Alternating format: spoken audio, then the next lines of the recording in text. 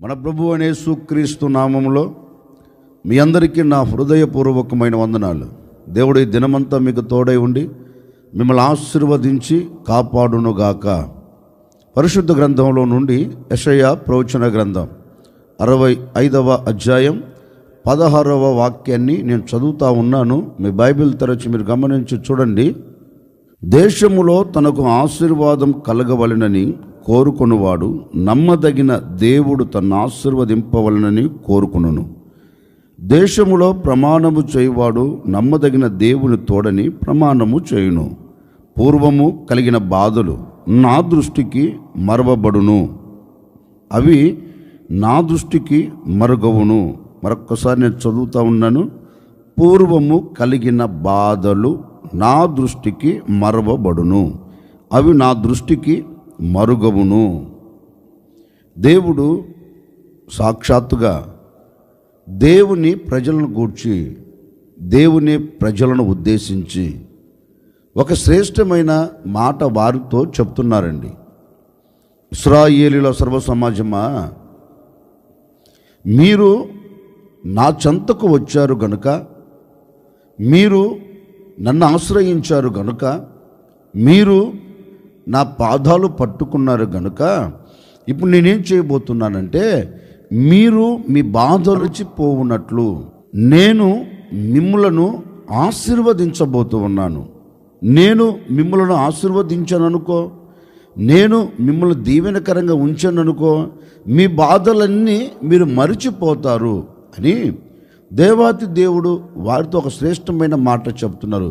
పూర్వము అంటే ఇప్పటి వరకు మీరు పడిన బాధలు, ఇప్పటి వరకు మిమ్మల్ని తరుముతున్న ఇక్కట్లు, ఇబ్బందులు, వాటన్నిటినీ నేను మీరు మరిచిపోయేటట్లుగా ఒక అద్భుతం చేస్తాను అని దేవుడు వాగ్దాన పూరితముగా వారితో చెబుతున్నారండి. నిజమే, ఎన్నో దినాల నుండి, ఎన్నో రోజుల నుండి, ఒక్క మాటలో చెప్పాలంటే ఎన్నో సంవత్సరాల నుండి అయినా కావచ్చండి, ఎన్నో సంవత్సరాల నుండి అయినా కావచ్చు. ఒకవేళ ఏ బాధ నిన్ను వెంటాడుతుందో, ఏ బాధల మధ్యలో నువ్వు నిలిచిపోయావో నాకు తెలియదండి. ప్రభువు ఈ ఉదయకాల సమయంలో నీవు ఏ బాధల మధ్యలో బంధించబడి ఉన్నావో, నీ బాధను గమనించిన దేవాది దేవుడు అంటున్న మాట ఏంటంటే, నీ బాధలన్నీ నీవు మర్చిపోయేటట్లుగా నేను నీ ఎడల ఒక అద్భుతమైన కార్యమును జరిగిస్తాను. అందుకే ఆది కాండంలో కూడా చక్కని మాట రాయబడిందండి. ఏమని రాయబడింది అంటే, యాకోబు కుమారుడైన యోసేపు తన అన్నలు కొట్టారు, గోతిలో పడవేశారండి. గోతిలో నుంచి తీసి మిద్యానీయులకు అమ్మారు. ఈ మిద్యానీయులు తీసుకొని వెళ్ళి ఐగుప్తు దేశంలో ఒక మార్కెట్లో పెట్టి అతన్ని మార్కెట్లో అమ్మారు. ఆ దేశపు ఫరో అతన్ని కొనుక్కొని వెళ్ళారండి. వెళ్ళిన తర్వాత ఆ దేశంలో అతడు ఎన్నో బాధలు పడ్డాడు. ఇటు అన్నదమ్ముల వలన బాధలు కలిగాయి. బాధలు అనుభవించడమే కాదండి, అతడు ఐగుప్తు దేశంలోనికి వెళ్ళిన తరువాత కూడా అతడు బాధలు అనుభవిస్తూనే ఉన్నాడు. ఒకరోజు రానే వచ్చింది. ఒక మాటలో చెప్పాలి అంటే, యోసేపునకు ఒక మంచి సమయం దొరికింది. యోసేపు ఆశీర్వదించబడేదానికి దేవుడు యోసేపునకు ఒక మార్గాన్ని చూపెట్టాడండి.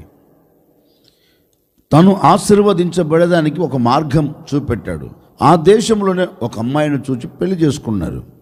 అతనికి ఒక 2 కుమారులు పుట్టారు. ఒక కుమారునికి పేరు నామకరణ చేస్తున్నారు, మనిషే అని ఒక నామకరణ చేశాడండి. అంటే మరచిపోవట. ఇప్పుడు యోసేపు అంటారు, నా సమస్త బాధను,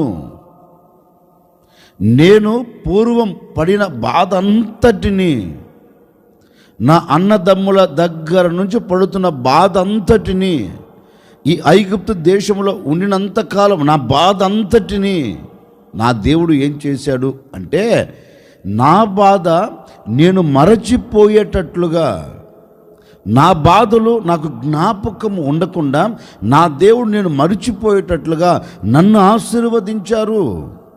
నన్ను దీవెనకరంగా నిలబెట్టారు. ఇప్పుడు ఏ బాధ నా కంటికి కనపడట్లేదు. కారణం ఏంటి అంటే నా దేవుడు మరచిపోయేటట్లుగా చేశాడు. అంటే ఒక వ్యక్తిని దేవుడు ఆశీర్వదిస్తే అతడు పూర్వపు దినాలు పడిన బాధలన్నీ మరచిపోతారని వాక్యం సెలవిస్తుందండి. నిజమే. ఒకవేళ ఏ శాపమును నువ్వు మూటగట్టుకొని బాధపడుతున్నావో నాకు తెలియదండి. ఏ బాధల మధ్యలో నలపబడి ఒక ఆశీర్వాదానికి కూడా నాంది పలకలేకపోతున్నావో నాకు తెలియదండి. ఏ దీవెన నీకు లేక ఒకవేళ కంటతడి పెడుతున్నావో నాకు తెలియదండి. ఈ ఉదయకాల సమయంలో నా ప్రభు చెప్పక్కనే చెబుతున్నాడు. ఆ రోజు ఇశ్రాయేలీలు బాధ మరిచిపోయేటట్లుగా చేసిన దేవుడు, యోసేపు తనకు కలిగిన బాధను మరిచిపోయేటట్లుగా చేసిన దేవుడు ఈ ఉదయకాల సమయంలో నిశ్చయముగా నీ బాధలు నీవు మరచిపోవునట్లుగా నా దేవుడు తప్పక నిన్ను ఆశీర్వదించబోతూ ఉన్నాడు. నా దేవుడు తప్పక నిన్ను దీవెనకరంగా నిలబెట్టబోతూ ఉన్నాడు. నీ బాధలు నీవు మరచిపోవుదువుగాక. నీ బాధలో నుండి నా దేవుడు నీకు విడుదల కలగచేయునుగాక. బాధ అనే మాట నీ బ్రతుకులో లేకుండా దేవుడు దూరపరచునుగాక. ప్రతి బాధ మరవబడి నీవు ఆశీర్వాదకరంగా నిలబడి దేవుని సన్నిధిలో సాక్షిగా బ్రతికెదవుగాక.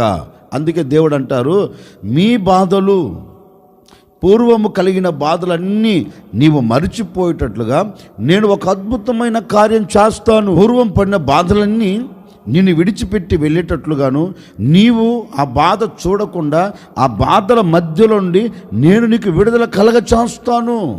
అందుకే నిర్గమకాండంలో కూడా చక్కని మాట రాయబడింది. 3వ అధ్యాయం 7వ వాక్యంలో ఒక శ్రేష్టమైన మాట రాయబడిందండి. దైవజనుడైన మోషేతో దేవుడు అంటారు, మోషే, నా ప్రజలు పడుతున్న బాధను నేను నిశ్చయముగా చూచా. నా ప్రజలు ఇప్పటి వరకు పడుతున్న బాధలు నేను చూచా.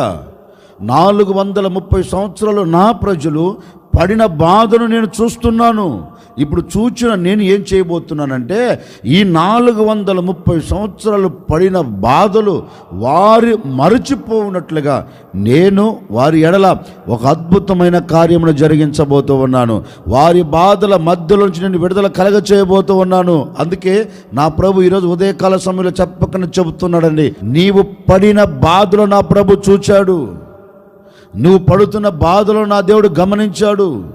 నిశ్చయముగా ప్రభు చెప్పకనే చెబుతున్నారు, ఇక మీదట ఈ దినము నుండి నీ బాధలు నీవు మరవబడినట్లుగాను, నీవు పడిన ఏ బాధ నీ ఎదుట నిలబడకుండా, నీవు చూచిన ఏ బాధ నీవు చూడకుండా దేవుడు ఈ దినము దాన్ని ఏం చేయబోతున్నాడంటే నీవు మరిచిపోయేటట్లుగాను, నిన్ను విడిచిపోవునట్లుగాను నా దేవుడు తప్పక నీ ఎడల అద్భుతమైన కార్యం జరిగించబోతూ ఉన్నారు. ఈ దినము నుండి నీవు నీ బాధ మరిచిపోవుదువుగాక, నీ కష్టమును మరిచిపోవుదువుగాక, నీ బాధలు మరువబడి నీవు ఆశీర్వదించబడిన స్థితిలోనికి నీవు వచ్చేదవుగాక.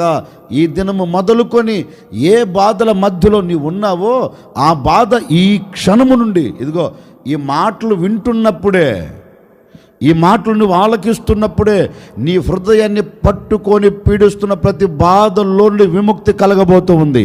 విముక్తి కలగబోతూ ఉంది. ఏ బాధ నీ ఎదుట నిలబడదు, ఏ బాధ నీ హృదయంలో నిలబడదు, ఏ సమస్య నీ హృదయంలో నిలబడకుండా నా ప్రభు దానిని తీసివేసి నీ హృదయమునకు సంతోషాన్ని కలగచేయబోతూ ఉన్నాడు. అందుకే ప్రసంగి గ్రంథకర్త కూడా తన గ్రంథంలో రాస్తారండి. ఏమంటున్నారంటే, బాధింపబడువారు ఆదరించే దిక్కు లేక కన్నీరు కార్చుచున్నారంటండి. అంటే బాధపడేవాడిని ఎవడు ఆదరించలేకపోతున్నాడు. బాధపడేవారికి కన్నీరు కలుగుతుంది, ఆ కన్నిటిని ఎవడు తుడిచివేయలేకపోతున్నాడు. అందుకే ప్రభు అంటాడు కదా, నేను చూచా నీ బాధను, నీ కన్నీరును నేను చూచా, నీ కష్టమును నేను చూచిన నేను నీతో చెప్తున్నా, ఇక దానిని నీవు మర్చిపోతున్నావు. నేను కూడా కోరుకుంటున్నాను ఈ ఉదయకాల సమయంలో, ఒకవేళ ఈ క్షణం వరకు నీవు ఏ బాధ నీ హృదయంలో పెట్టుకొని కన్నీరు కారుస్తున్నావు నాకు తెలియదండి. నీ కన్నీరు మాన్పబడినట్లు, నీ బాధ మరచిపోవునట్లు నా దేవుడు అద్భుతమైన కార్యం జరిగించబోతూ ఉన్నారు. పడిన బాధలన్నిటినీ ఈ ఉదయకాల సమయంలో నీవు మరిచిపోతున్నావు. నీవు మరిచిపోయేటట్లుగా నా దేవుడు అద్భుతమైన కార్యములు జరిగించబోతూ ఉన్నారు. యేసు నామములో నీ బాధలు నీవు మరిచిపోవుదువుగాక.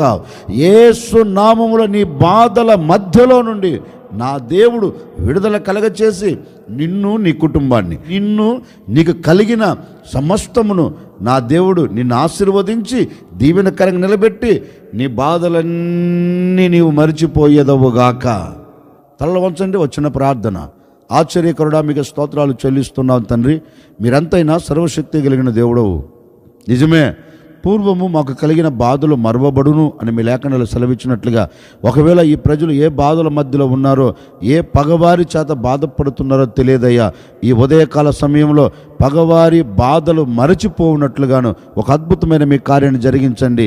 వీరికి పగవారి బాధల మధ్యలోంచి తప్పించి నెమ్మదిని మీరు కలగచేయండి. నెమ్మదితో సాగిపోయేట్లుగా ఒక అద్భుతమైన మీ కార్యమును జరిగించి ఈ దినమంతా ఈ ప్రజలకు చేస్తున్న వ్యాపారం, చేస్తున్న పనిలో, చేస్తున్న ఉద్యోగంలో ఎక్కడే కానీ, ఎప్పుడే కానీ ఈ ప్రజలకు ఎలాంటి పగవారి చేత బాధలు పడకుండా ఈ ప్రజలందరూ నెమ్మది పొంది సాగిపోయినట్టు ఒక అద్భుతమైన కార్యములు జరిగించమని యేసు నామములు అడిగి వేడుకొనుచున్నాము తండ్రి. ఆమెన్. ఈ దినమంతా మీ బాధలు మీరు మరచిపోయి ఏ పగవారి చేత బాధపడకుండా నా దేవుడు మీ కుటుంబాలకు నెమ్మదిని కలగచేయునుగాక.